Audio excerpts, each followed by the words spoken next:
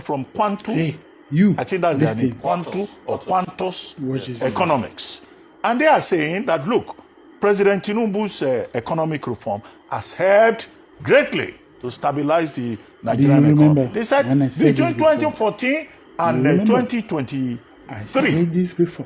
that Nigeria's economy collapsed. Now, in other words, that report by Quantus Economics was more or less saying that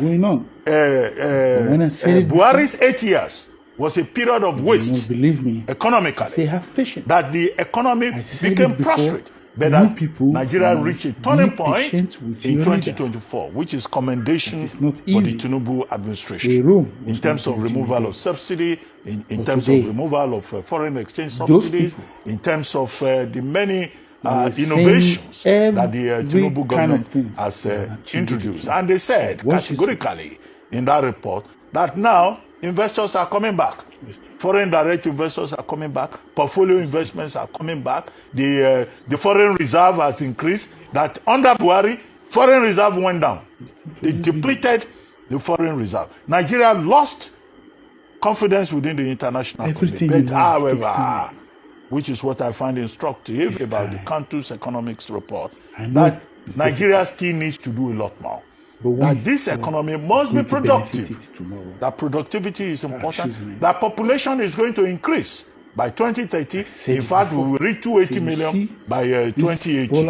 And that, in other words, Nigeria needs a lot more to do. They, however, recognize that it's not something that the Tinubu government can do in 1 year or 2 years, that Nigeria is a work in progress. But, you know, Oyedele also recognizes that more people are in poverty, and that's what makes this environment painful.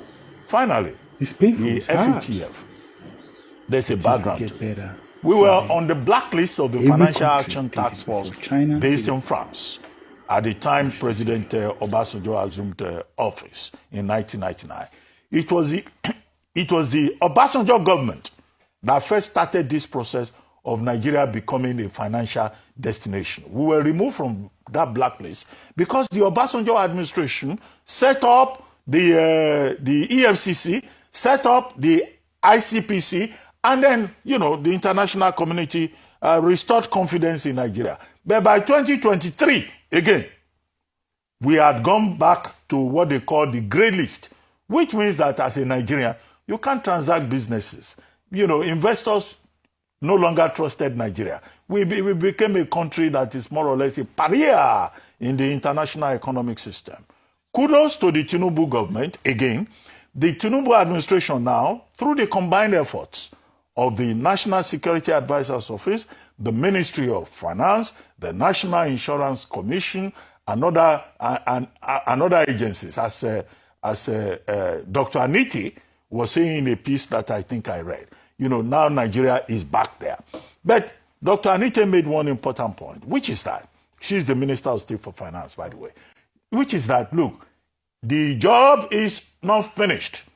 Nigeria now being back in good graces with the FATF is the beginning. Now we have been invited back to the next meeting of the FATF, but we need to do a lot more in terms of improving the integrity of our financial system.